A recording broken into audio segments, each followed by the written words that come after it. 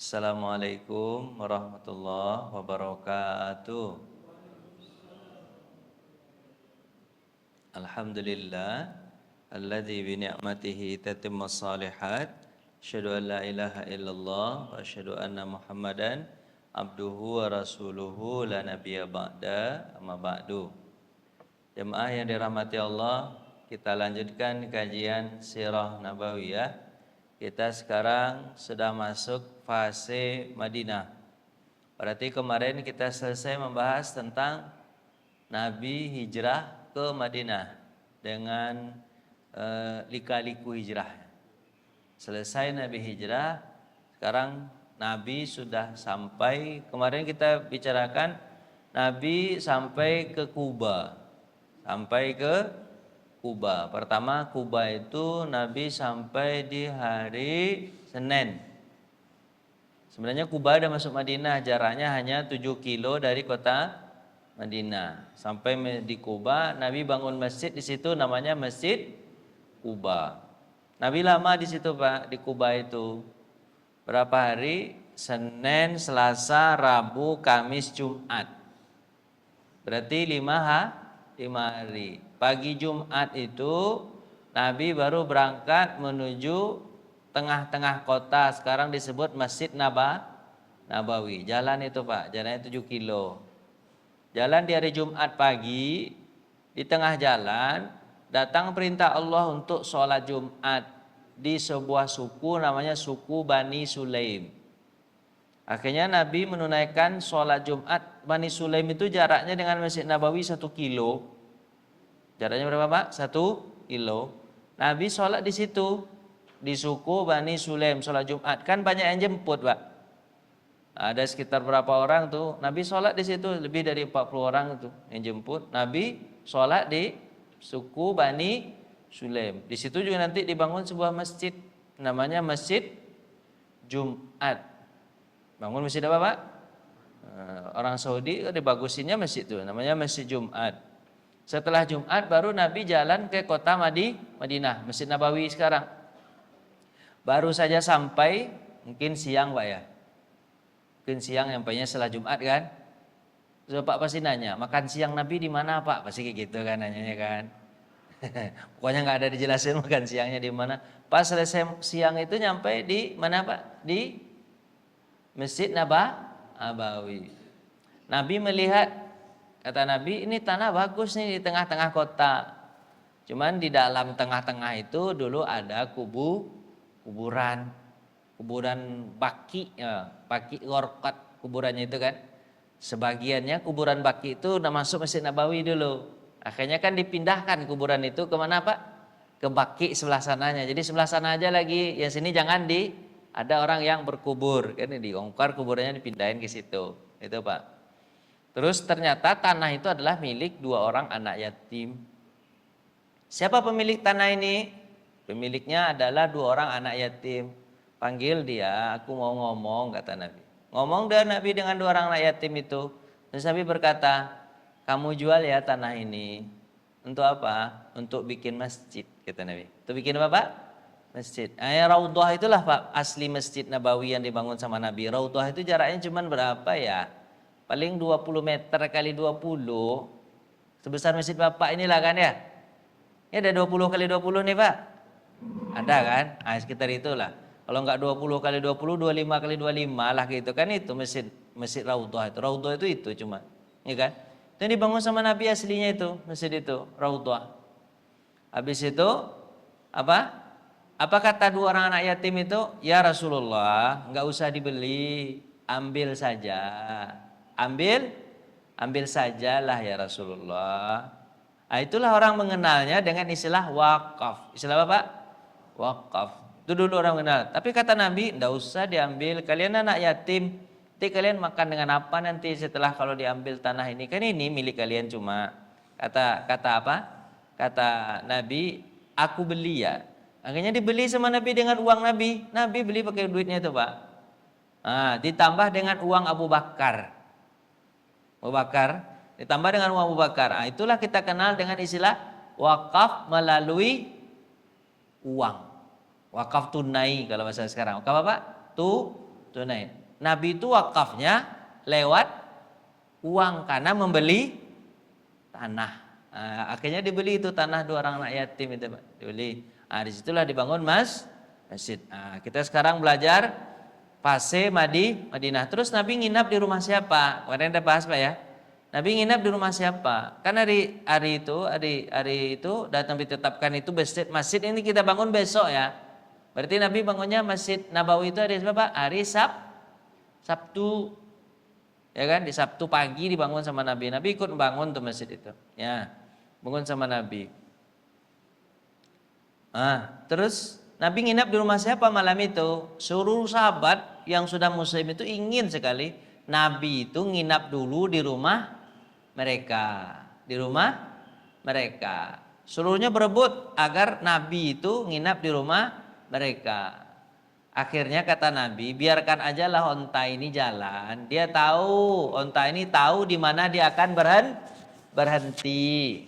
Jadi biar aku nggak dianggap pilih kasih di antara kalian, lihat aja onta ini. Dia duduk di mana, di situ aku nginap. Akhirnya dia duduk di rumah Abu Ayyub Al-Ansori. Siapa namanya, Pak? Abu Ayyub Al-Ansori. Itu sebenarnya dia itu dengan Nabi itu masih ada hubungan dari nenek.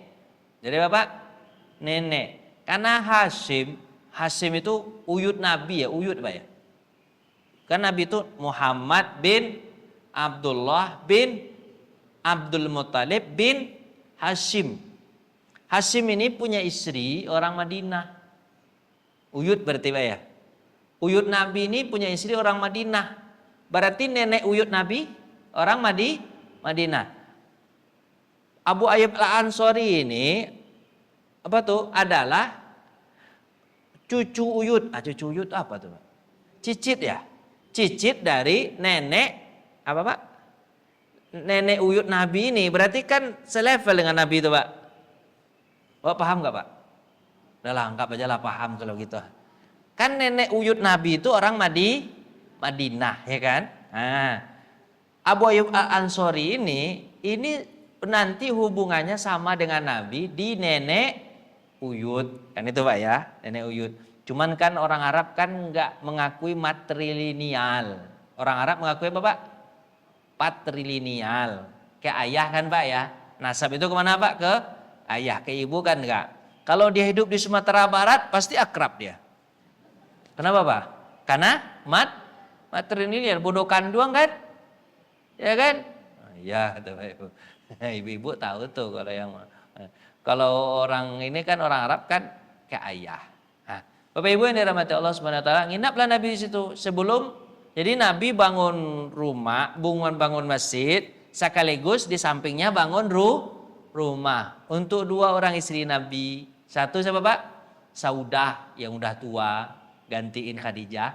Satu lagi siapa Pak? Aisyah, rumah Aisyah di situ, rumah Saudah di situ. Dekat-dekatan aja Pak, rumah Nabi dengan Saudah. Jadi Nabi nginaplah di situ tuh. Berarti hari apa Pak? Sabtu. Pembangunan itu nggak lama Pak, paling 5 hari juga bangun. Dah selesai rumah, dah selesai masjid, dah selesai rumah. Cepat ya bangunnya. Bapak bangun masjidnya ada 5 hari selesai. Ya. Itu Nabi cepat sekali bangunnya, 5 hari selesai itu masjid itu. Rumah Nabi juga 5 hari selesai. Cuman kan rumah Nabi seperti apa Pak? Pondok aja, masjid ya seperti itu aja, ya Pak ya. Ini rumah orang dulu nih gambar-gambarannya. Kelihatan gambar-gambar gini Pak? Kalau kayak gini gambarnya gimana tuh Pak? Kayak gini rumah-rumah orang ini pondok atau apa nih Pak? Pondok ya Pak ya, bukan rumah betul-betulan ya. Kayak ginilah kira-kira rumahnya. Dah, kita bicara sekarang kehidupan di Madinah. Kehidupan di Madinah. Jadi Nabi meletakkan dasar Bapak masyarakat Islam, ya kan? Diletakkan dasar masyarakat Islam. Sebenarnya awal-awalnya banyak juga goncangan atau rintangannya, ya kan? Ya kan? Karena apa Pak? Karena kan di Madinah itu kita tahu orang Madinah itu kan nggak semuanya Muslim, ya kan? Muslim ada. Awalnya itu orang Madinah yang Muslim itu yang hijrah dari Mekah 70 orang. Yang ada di Madinah sekitar 72 orang. Jadi jumlah mereka muslim ketika itu awalnya berapa cuman Pak? Ya 140 orangan, kurang dari 150. Ya kan? 150 orang awalnya. Habis itu orang banyaknya adalah orang apa Pak? Orang penyembah patung. Ada penyembah patung. Ada juga orang Nasrani sebagian kecil. Ada juga banyaknya orang Yahudi. Jadi gabungan di situ Pak. Bhinneka Tunggal Ika itu sama dengan Indonesia Pak ya. Bhinneka Tunggal Ika banyak agamanya itu. Nabi awalnya ada tantangan juga. Nah, tapi alhamdulillah Nabi akhirnya bisa Bapak mengukuhkan perjanjian, ya kan? Perjanjian kok Hudaibiyah ya? Perjanjian apa? Mengukuhkannya perjanjian apa?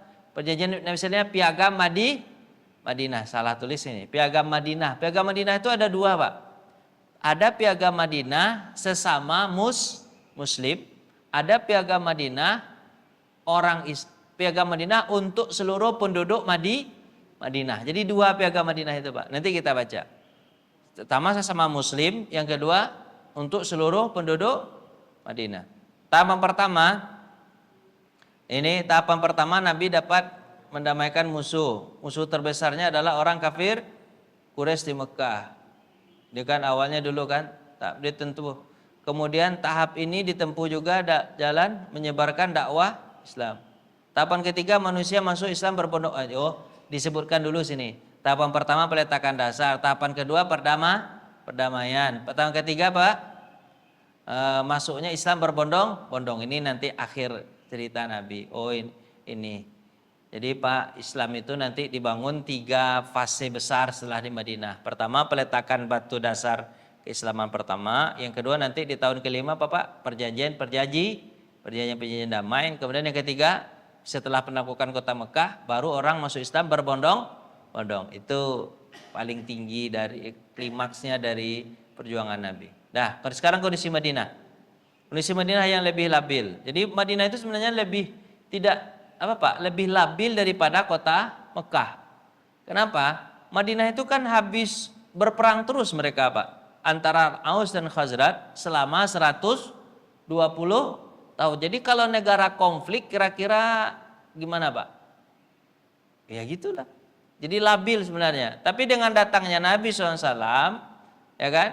Dengan datangnya Nabi, batu loncatan itu kan banyak sekali mendirikan masyarakat baru di negeri yang aman. Jadi dari negeri yang labil, apalagi Yasrib itu dulu namanya Bapak. Madinah itu dulu namanya Yasrib. Yasrib itu artinya Bapak kering kerontang, banyak penyakit. Pokoknya orang datang ke Yasrib itu kalau nggak sakit, kalau nggak meninggal. Kenapa Pak? Karena cuacanya tidak bagus, banyak penyakit di situ. Gak bagus cuacanya. Makanya dibeliin nama apa Pak? Yasrib. Apa ya Yasrib? Kering kerontang, banyak penyakit. Tapi ketika Nabi sampai di Yasrib, Nabi mengubah nama Yasrib dengan Madinah Al-Munawwarah, kota yang bercahaya. Madinah Al-Munawwarah. Nanti tinggal namanya dengan nama Madinah aja. Munawwarahnya jarang disebut. Padahal namanya Pak, aslinya Bapak Madinah Al-Munawwarah. Nama lainnya adalah Madinatur Rasul. Apa itu Pak? Kotanya Rasul. Awalnya itu namanya. Akhirnya tinggal Rasulnya yang tersebut hanya Madinah, kota. Dari kampung, tapi Nabi robah nama jadi apa Pak? Kota. Makanya Bapak kalau bisa tempat ini dirubah. Misalnya namanya Pak Los Angeles. Kan bagus nanti ini kota. Jadi kota besar nanti tempat Bapak ini. Contoh. Tapi jangan Los Angeles lah. Apa Pak? Yang bagus-bagus lah. Apa Pak? Itu dirubah namanya. Jangan Los Angeles lah. Yang Muslim lah Pak. Jeddah misalnya. Tak apalah. Oleh karena itu semua Muslim wajib ikut andil untuk mendirikan negara baru. Jadi Nabi usaha mendirikan negara. Kemudian manusia yang akan dihadapi Nabi bermacam-macam. Disebutkan tadi. Apa Pak? Ada sahabatnya. Kemudian ada orang musyrik yang sama sekali tidak mau beriman. Ada juga orang Yahudi. Nah, itu model orang yang ada di Madinah. Kelompok pertama kita bahas dulu, ada kaum Ansor. Ya kan? Sebenarnya mereka sudah memiliki harta dan tempat tinggal, hanya butuh jaminan keamanan. Jadi orang Ansor berarti orang Madinah, ya kan? Di antara mereka bermusuhan dulu sejak dulu antara suku Aus dan suku Khazraj. Lamanya berapa? 120 tahun. Bapak Ibu, kenapa mereka berkelahi ini antara Aus dan Khazraj ini? Aslinya cuma masalah sepele. Pas tuh. Apa masalahnya?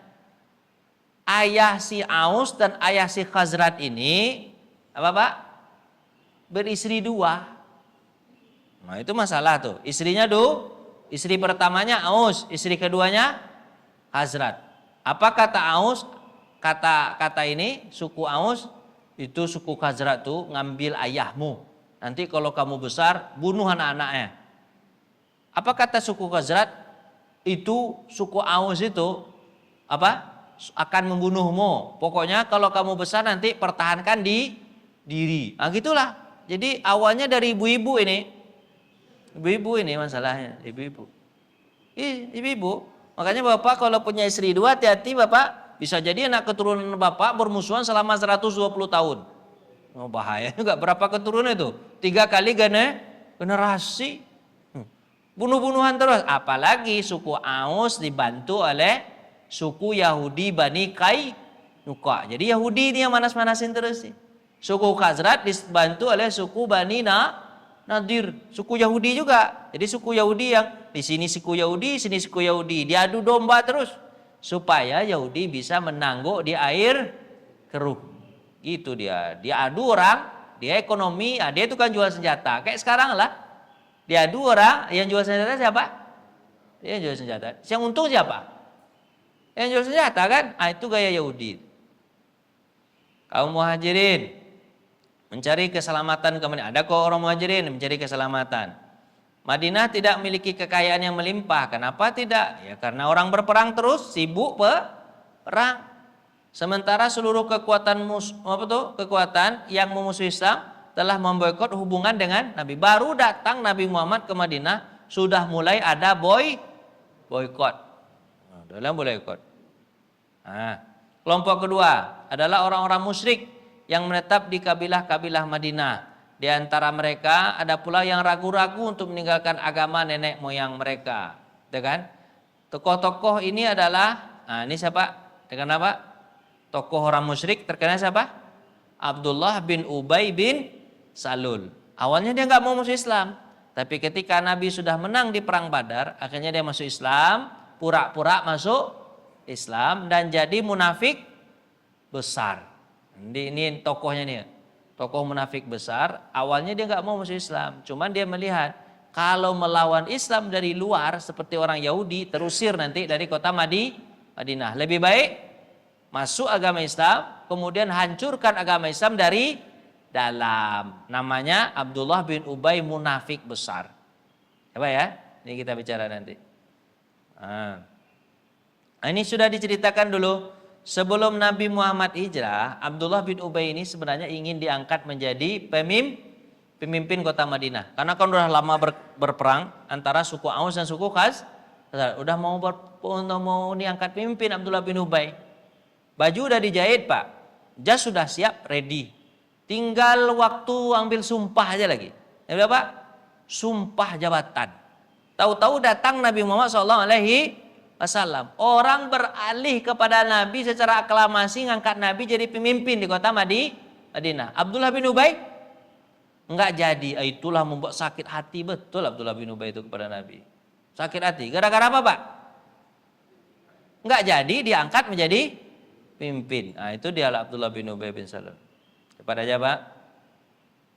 Kita bicara tentang siapa nih Pak? Kelompok apa? Yang ketiga. Kabilah-kabilah yang terkenal orang apa? Orang Yahudi siapa Pak? Bani Kainuqa. Nanti terusir di tahun ketiga Hijriah. Bani Nadir. Gara-gara apa? Dia bunuh Muslim dan dia lecehkan seorang muslimah di pasar mereka. Yahudi Bani Kainuqa nanti terusir. Yahudi Bani Nadir terusir nanti di tahun keempat Hijriah. Kenapa? Karena mereka mencoba membunuh Nabi dengan menjatuhkan batu dari kepala Nabi. Untung Nabi tahu. Kalau enggak meninggal Nabi, Pak. Dijatuhkan batu. Percobaan pembunuhan. Akhirnya mereka diperangi Nabi dan terusir. Nanti Bani Quraisyah dia terusir di tahun kelima. Kenapa Bani Quraisyah terusir di tahun kelima?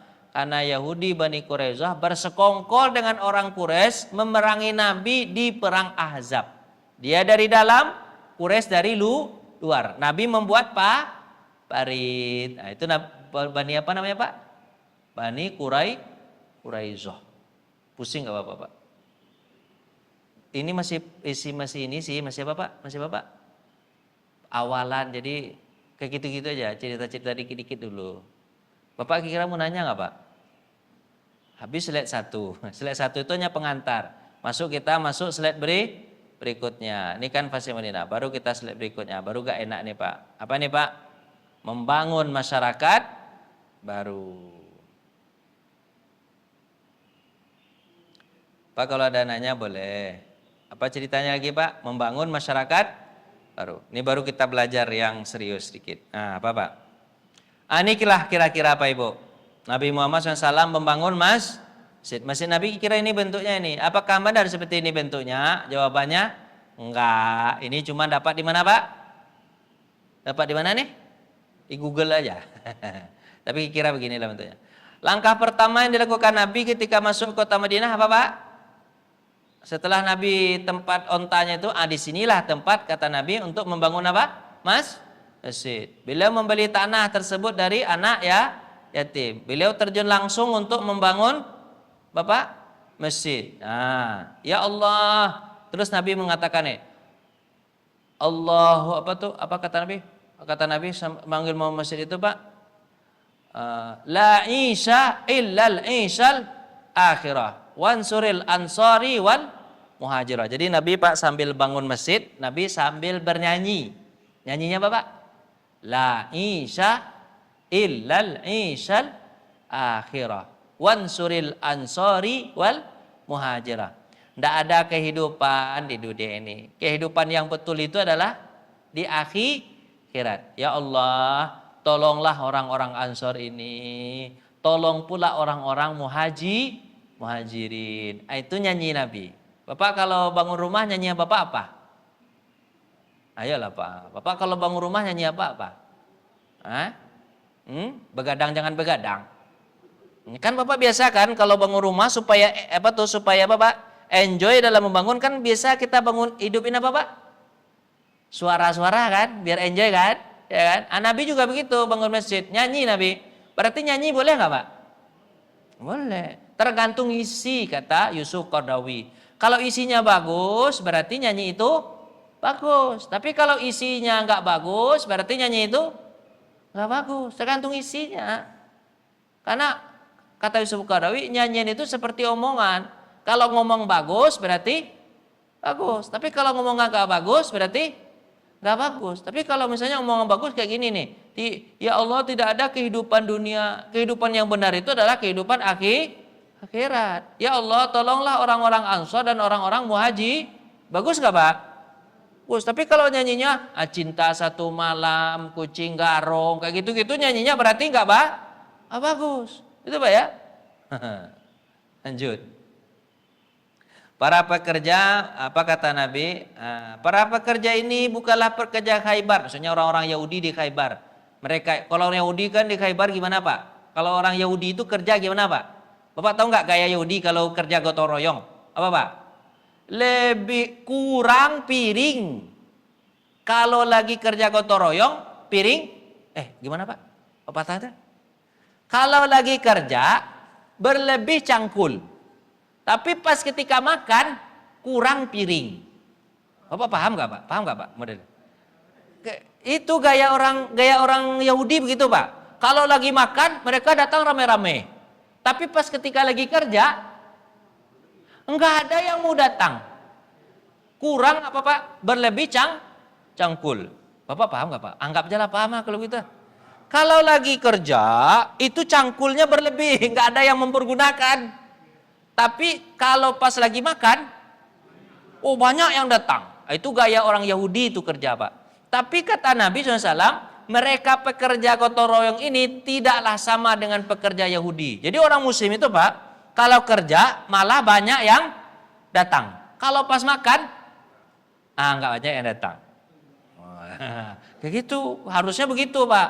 Kalau lagi kerja, oh yuk kita kerja karena ini pahala. Pas ketika makan, nuntut hak, nggak usah nuntut hak, makan di rumah aja lah, kan gitu.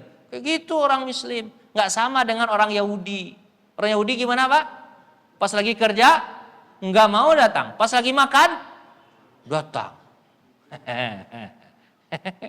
Terus kata Nabi begitu, sambil doa, pekerja ini bukanlah pekerja Khaybar. Ini adalah milik Ini adalah pemilik yang paling baik dan paling suci. Sabda ini semakin Bapak? Semakin memompa semangat orang-orang yang bekerja sama Nabi. Nabi sambil nyanyi-nyanyi gitu, Pak. Ya kan? Di Baki itu ada kuburan orang musyrik, tapi Nabi akhirnya pindahkan ke Baki, Pak ya. Mana Pak? Ke Baki, sekarang Baki. Ini kira-kira bangun masjid. Beliau menetapkan arah kiblat. Tekan dua pinggiran pintu tersebut terbuat dari batu. Ini batu nih Pak, pintu nih terbuat dari batu. Dinding batu bata disusun dengan lumpur tanah. Dengan lumpur aja Pak. Ini dindingnya pakai apa Pak? Lumpur tanah, batu, lumpur.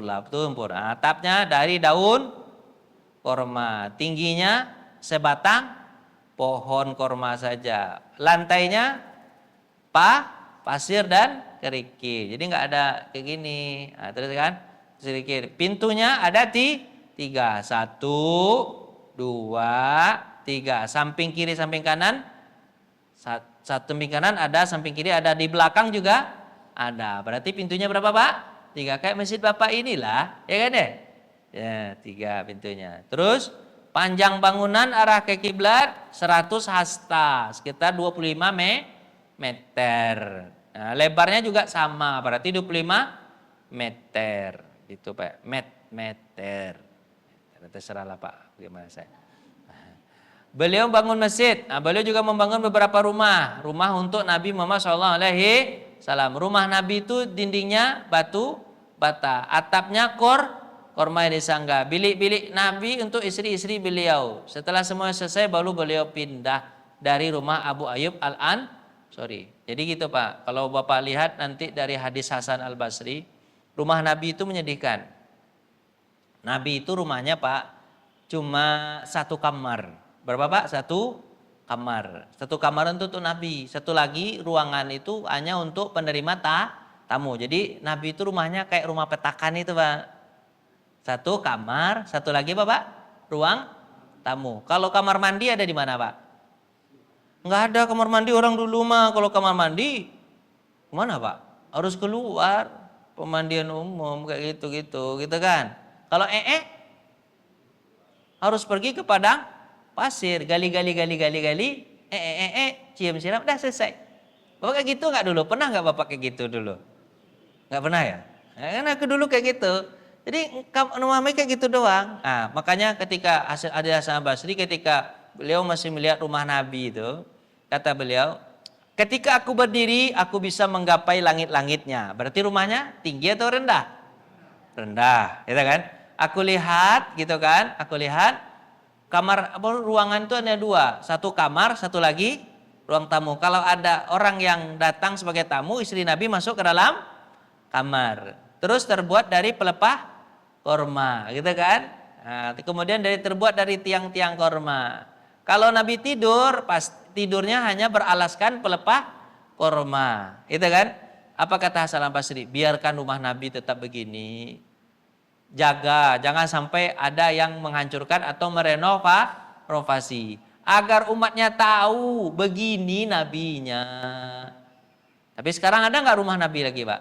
Udah renovasi semua. Coba kalau disisakan Pak, menangis Bapak mungkin datang. Begini rumah Nabi ya, rumah kami ada AC-nya, ada WC di dalam. Coba ya, Nabi nggak ada WC di dalam.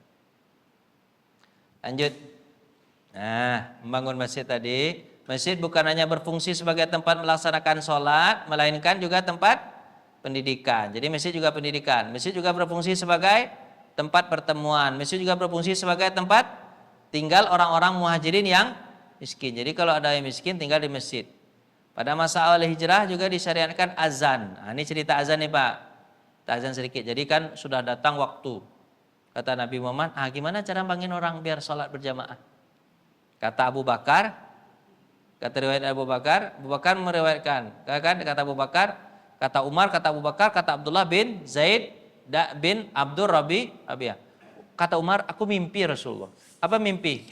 Mimpinya ketika azan disuruh apa? Suruh menggunakan kalimat ini. Allahu Akbar, asyhadu an la ilaha illallah. Kayak azan kita, Pak. Kata Abu Bakar, aku juga mimpi begitu. Kata Zaid, kata Abdullah bin Zaid, aku juga mimpi begitu, kata dia kan. Awalnya kan ada yang menyarankan kan ketika azan, kita pukul saja gentong. Atau pukul apa Pak? Gentong atau apa tuh yang kita punya itu Pak? Tebuh ya. Itu gaya Yahudi, kata Nabi kan. Kita pukul aja lonceng, kata sahabat. Itu kata Nabi, itu gaya Nasrani, kata Nabi kan. Kita tiup aja trompet, piu piu piu. Apa kata Nabi? Itu gaya Majusi, kata Nabi. Karena Nabi kepengen beda aja. Baru kata Umar, aku mimpi Rasul. Apa mimpinya? Pakai kalimat manggil orang. Allahu Akbar, yang azan sekarang. Apa kata Abu Bakar? Aku juga mimpi. Kok mimpinya bisa apa Pak? Bisa apa Pak? Bisa barengan gitu. Aku juga mimpi begitu. Kemudian Abdullah bin Zaid, aku juga mimpi begitu ya Rasul. Kata, itu juga, aku juga mimpi yang sama. Cuman aku ingin tahu dari kalian dulu. Nabi lebih duluan mimpi daripada mereka. Kalau mimpi Nabi berarti wahyu. Apa kata Nabi? Siapa suaranya yang kencang? Iya Bilal bin Rabah, kata orang. Bilal, sini. Ajarkan kepada Bilal kalimat itu. Allahu Akbar, asyhadu an la ilaha illallah, Rasulullah, ya nasallah, ya falah. Allahu Akbar, la ilaha illallah. Ajarkan kepada Bilal. Dapat Bilal? Udah, azan Bilal. Naik Bilal ke atas yang lebih tinggi, baru azan. Allahu Akbar, Allah. Itu syariat azan. Ya Pak ya, suara yang apa Pak? Suaranya yang bagus dan melengking kayak Bapak Ketua DKM. Suaranya Pak ya. udah berumur tapi suara mantap aja. Gimana caranya itu Pak? Saya belum berumur lagi suara begini aja. Lanjut, mempersaudarakan kaum muslimin. Setelah Rasulullah membangun masjid, Rasulullah melakukan Bapak sebuah hal yang sangat bagus. Apa itu? Mempersaudarakan kaum muslimin. Dipersaudarakan Pak. Peristiwa itu terjadi di rumah Anas bin Malik. Mereka yang bersaudarakan ada 90 orang. Separuh muhajirin, separuh lagi Bapak orang Ansor. Dipersaudarakan. Apa kata Nabi? Yuk, saudarakan. Ini 45 orang, tentu yang tadi kan 70 muhajirin 70 ansar kan, tapi tentu ada perempuannya kan. Ini laki-lakinya dipersaudarakan. Nih. Yang terkenal persaudaranya siapa Pak? Yang terkenal tuh persaudaranya adalah siapa? Abdurrahman bin Auf dengan Sa'ad bin Robi. Itu terkenal itu. Itu ada hadisnya itu Pak. Apa Pak? Abdurrahman bin Auf ini dengan Sa'ad bin Rabi setelah dipersaudarakan, Nabi bilang apa? Kalian kalau ada salah seorang di antara kalian yang meninggal dunia, maka harta warisannya untuk saudaranya. Untuk saudara yang dipersaudarakan. Itu dulu Pak, sampai begitu Pak. Warisan, harusnya kalau kita warisan siapa yang dapat Pak? Anak kan? Ini enggak, saudara yang dipersaudarakan dia yang dapat warisan nanti. Kalau meninggal dunia. Dan itu berlaku sampai selesai perang Badar. Berarti hampir 2 tahun Pak. Setelah perang Badar baru turun ayat Al-Quran tentang harta warisan hanya diberikan kepada karib kerabat, anak dan karib kerabat. Tapi sebelumnya itu kepada saudara yang dipersaudarakan. Saking kuatnya dipersaudarakan. Ya kan? Ini cerita Sa'ad bin Rabi dengan siapa Pak? Abdurrahman bin Auf. Apa kata Sa'ad? Abdurrahman, kita kan sudah bersaudara. Kamu dulu kan katanya orang kaya di Mekah. Tapi kan datang ke sini nggak bawa apa? Abdurrahman, ya. Saya punya tanah, kita bagi 2 yuk. Saya juga punya uang, kita bagi 2 yuk. Saya juga punya rumah, kita bagi 2 yuk. Saya punya istri 2, kita bagi 2 yuk. Istrinya 2 Pak, bukan 1. Sampai itu Pak, istrinya 2. Rumah bagi, duit bagi, semua bagi 2 semua. Bapak kalau ada saudara Bapak ngasih kayak gitu, Pak terima nggak Pak? Terima, mumpung ya Pak ya, mumpung.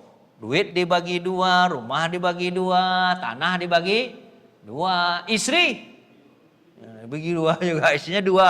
Apa kata Sa'ad bin Rabi? Istriku dua. Kau lihat mana yang cantik, kau kan gagah. Lihat mana yang cantik, kalau suka aku ceraikan, selesaikan iddahnya nikahi. Karena kan nikah itu ini Pak, kebutuhan nggak Pak? Menurut Bapak kebutuhan nggak nikah itu? Bagi laki-laki, nikah itu kebutuhan atau enggak nih? Jawablah Pak. Bapak kalau meninggal istri Bapak nikah lagi nggak kira-kira nih? Nggak berani jawab Ibu, nggak berani Bapak jawab Bu. Takut dia Bu. Ya kan laki-laki kan gitu Pak ya, pantang sendiri kan. Karena kebutuhan kan bagi laki-laki biasanya dilayani, bajunya diambilin, diserikain kan. Kalau nggak ada istri kan bingung dia Pak ya. Itu nggak Pak ya? Tapi kalau istri meninggal suaminya nikah lagi nggak Bu? Ah tuh jawabnya pasti mantap. Enggak. Kenapa? Karena kata dia suami itu merepotkan.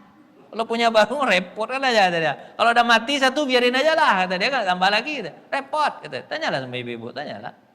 Kalau kita kan enggak Pak, dapat istri itu malah gunanya untuk ngelayanin kan, laki kan ya.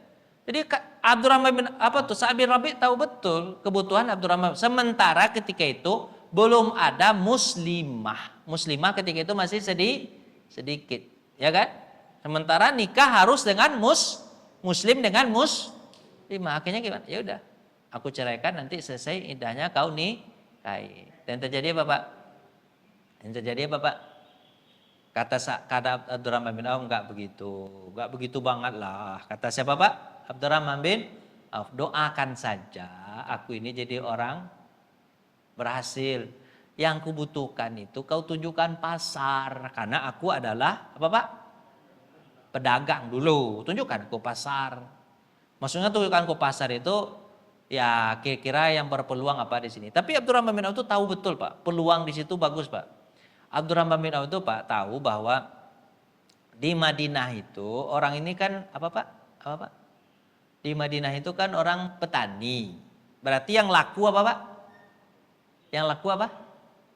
Yang laku alat-alat pertanian berarti. Ya kan? Alat-alat pertanian. Maka Abdurrahman bin Auf itu Pak awalnya memang pergi ke tempat orang toke alat-alat pertanian. Itu dari Yahudi itu. Pak kata dia, mau nggak Pak? Saya jualin barang Bapak ini. Nanti sore saya kembalikan. Kalau berapa terjual, nanti kasih untung saya. Boleh kata dia kan. Awalnya diambil satu lusin. Habis. Terus 2 lusin Pak, besoknya 2 lusin. Besoknya 3 lusin, besoknya 4 lusin, 5 lusin, 6 lusin, 7 lusin. Sampai banyak. Pandai Abdurrahman bin Auf itu jualan Pak. Dia awalnya dulu ngampas. Apa Pak? Ngampas. Lama-lama Bapak tahu nggak hebatnya Abdurrahman bin Auf itu Pak? Abdurrahman bin Auf itu datang ke orang Ansor, dia lihat kalau pasar Bani Kainuka Yahudi itu agak sempit, nggak nyaman orang masuk ke situ. Bagaimana jika seandainya tanah yang kosong yang kamu punya ini kita jadikan pasar baru? Dibuat pasar baru dia Pak. Terus caranya kita buat kios-kios ini nggak usah disewakan, gratis. Itu narik orang kan, orang dagang di situ.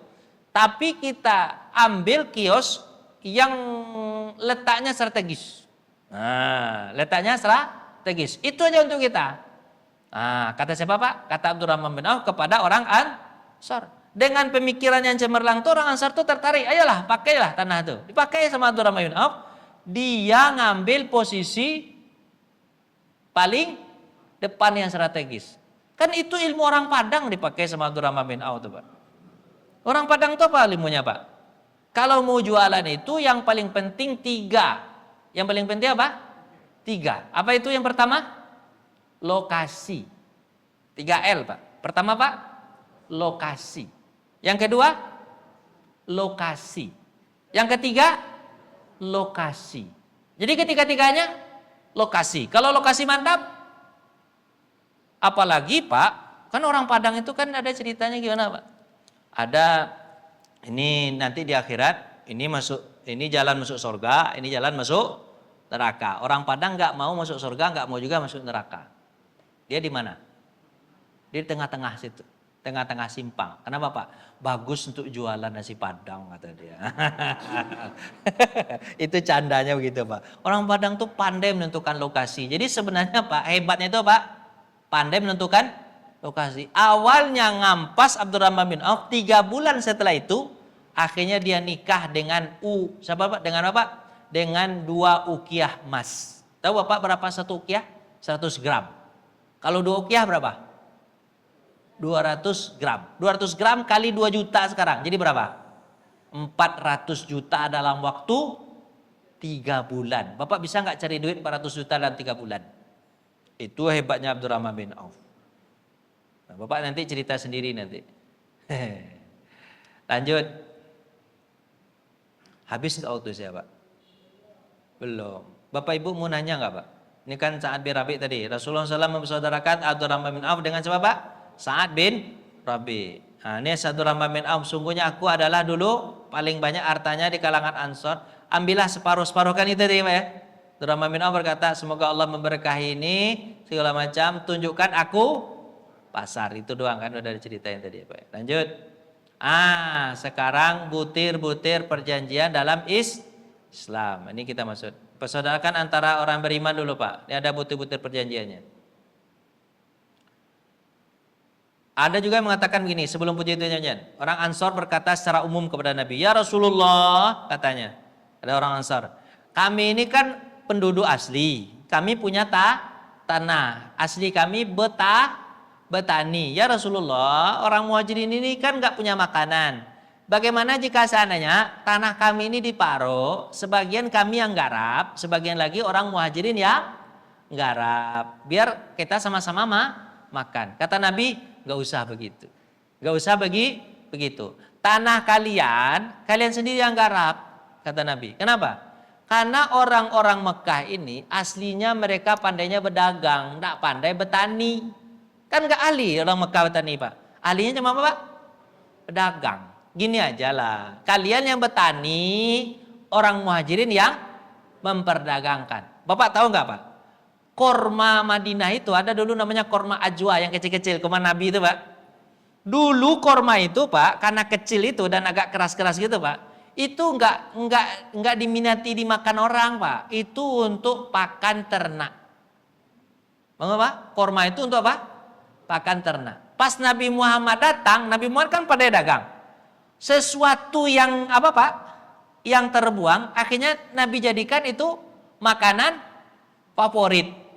Awalnya sahabat gak suka juga, tapi karena Nabi makan, akhirnya sahabat ikut makan. Akhirnya Bapak tahu nggak korma ajwa itu berapa harganya sekarang? 300.000 per kilo. Aslinya jadi apa Pak? Makan onta. Karena onta. Mewah kan makanan onta, korma.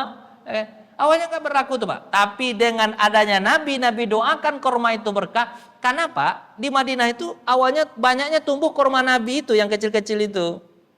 Yang korma-korma gede, yang segala macam ajwa, segala macam itu. Bukan korma apa? Korma apa?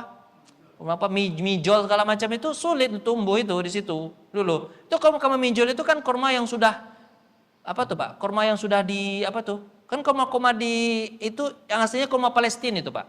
Mijol itu aslinya di mana Pak?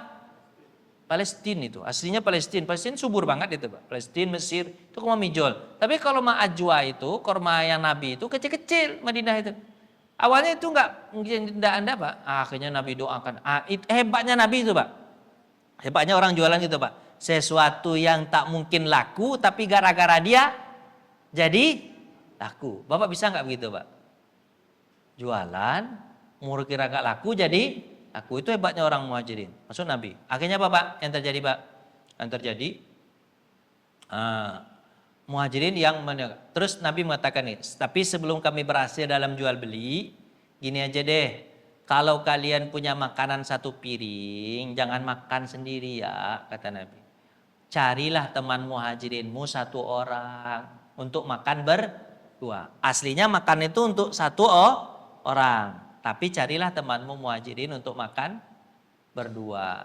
Kata Nabi kan hadisnya, makanan 1 orang bisa dimakan untuk berdua. Makanan berdua bisa dimakan untuk berempat. Makanan berempat bisa dimakan untuk 8 dan itu berkah kata Nabi. Itu ekonomi yang sangat luar biasa tuh Pak, cara ngatur masyarakat tuh Pak. Apa Pak? Pak, kalau orang Ansor makan sendiri, kira orang Muhajirin nggak makan, kira-kira mati kelaparan nggak orang Muhajirin Pak?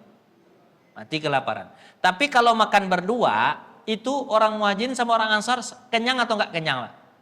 Nggak kenyang lah, orang makanan satu orang dimakan untuk berdua. Nggak kenyang, tapi tak ada satu orang pun yang mati kelaparan. Gara-gara apa Pak? Kan sama-sama makan, walaupun tidak kenyang. Itu ekonomi yang sangat luar biasa Pak. Ekonomi pemerataan namanya Pak. Apa Pak? Pemerataan. Beda sama ekonomi kita sekarang. Ada yang bergaji 1,3 M sebulan. Bapak tahu siapa? Terserah Bapak aja. Ada yang bergaji cuma 2 juta. Itu ada di WA itu Pak, 2 juta per bulan. Apa katanya? Matematika yang paling sulit adalah 2 juta dibagi 30 hari. Itu matematika yang sulit. 2 juta dibagi, itu matematika sulit itu Pak. Ini kita kan jomplang betul Pak. Yang kaya, ayo banget. Yang miskin, miskin banget. Kalau pada masa Nabi, enggak. Ada makanan satu piring, makanlah berdua. Itu kan pemerataan Pak. Bagus kan cara ekonomi Nabi kan? Bapak tahu nanti 10 tahun setelah itu gimana ekonomi Madinah? Oh hebat. Kita lanjut Pak. Butir-butir perjanjian. Ini sesama Muslim dulu Pak. Sedikit lagi Pak ya. Mereka adalah orang, kata Nabi, perjanjian. Ayo sekarang kalian sesama Muslim janji ya. Ini ada butir-butir namanya piagam Madinah. Apa kata Nabi? 1. Mereka umat Islam yang satu. Nggak ada pisah-pisahnya. Satu kalian. Nggak ada Ansor, nggak ada Muhajirin, nggak ada. Pokoknya satu kata Nabi. Ya kan? Pemersatuan Pak ya. Sama kayak kita Kak. Sila pertama Pak. Ketuhanan yang Maha Esa. Oh berarti sila keberapa ya pemersatu Pak? Kelima Pak ya? Oh bukan. Persatuan Indonesia. Sila ketiga Pak ya? Bapak nggak hafal ya Pak? Iya ya hafal ya. Persatuan. 1. Ketuhanan yang Maha Esa. 2. Kemanusiaan yang adil dan beradab. 3. Persatuan Indonesia. 4. Kerakyatan dipimpin oleh hikmat, kebijaksanaan dalam pemusyawaratan perwakilan. 5. Keadilan sosial bagi seluruh rakyat Indonesia. Masih apa? Dapat sepeda insya Allah. Seharusnya saling bekerja sama. Itu kan kata Nabi, butir kedua perjanjian itu adalah saling bekerja sama. Butir ketiga, orang beriman tidak boleh meninggalkan saudaranya. Gak boleh. Beban ditanggung sama kata Nabi. Gitu. Terus yang keempat, orang mukmin tidak boleh membunuh orang mukmin lain. Orang mukmin tidak boleh membantu orang kafir, mengabaikan orang beriman. Itu poin-poinnya Pak. Orang paling lemah di antara mereka pun berhak mendapatkan perlindungan. Orang lemah dilindungi. Orang Yahudi yang mengikuti kita maka mereka berhak mendapatkan pertolongan. Gitu kan? Walaupun mereka agama beda, kita tolong juga. Cepat aja Pak. 9. Sebagian orang mukmin harus menampung orang mukmin lain. Orang musyrik tidak boleh melindungi orang Quraisy. Siapapun yang membunuh orang mukmin yang tidak bersalah maka dia harus mendapat hukuman setimpal. Orang mukmin yang tidak boleh membantu atau menampung orang-orang jahat. Perkara apa saja yang kalian perselisihkan dikembalikan kepada Allah dan Rasul. Ada berapa pasal Pak? 13 pasal. Sebenarnya bukan 13 pasal, lebih daripada itu. Tapi taruh aja lah 13 pasal dulu. Itu kan? Ini. Terus itu perjanjian antara siapa Pak? Perjanjian antara siapa itu Pak? Perjanjian antara siapa Pak? Orang Muslim dengan Muslim. Akhirnya nanti ada perjanjian apa Pak? Orang Muslim dengan seluruh penduduk kota Madinah. Di penduduk Muslim dengan kota Madinah, kayak gitu juga sih hasil perjanjiannya Pak. Perjanjiannya apa? Ini habis. Intinya si perjanjiannya mana dia? Mana dia ya? Maaf. Iki lagi. Ini perjanjian ini. Ini orang lebih mengenal dia dengan piagam apa? Namanya Pak? Piagam apa? Piagam Madinah. Ini sebenarnya 2 perjanjian itu Pak. Ini satu lagi nih. Ini cepat aja nih Pak. Setelah Nabi berhasil menetapkan sini, baru sampai Yahudi belakang. Ini perjanjiannya Pak. Butir-butir perjanjian piagam Madinah lagi. Orang Yahudi Bani Auf adalah satu umat dengan umat mukmin. Kan? Orang Yahudi yang berkewajiban menanggung nafkah mereka sendiri. Ini isinya Pak. Semua pihak harus saling membantu menghadapi musuh. Kalau kan? kalau ada nih, mereka harus saling menasihati sama nasihati. Siapapun tidak boleh berbuat jahat kepada orang yang sudah terikat dengan perjanjian ini. Wajib membantu orang yang dizalimi. Orang Yahudi harus membantu orang mukmin ketika mereka kaum muslimin terjun ke kancah perangan. Perjanjian itu isinya, Pak. Terus Yasrib adalah kota yang dianggap suci.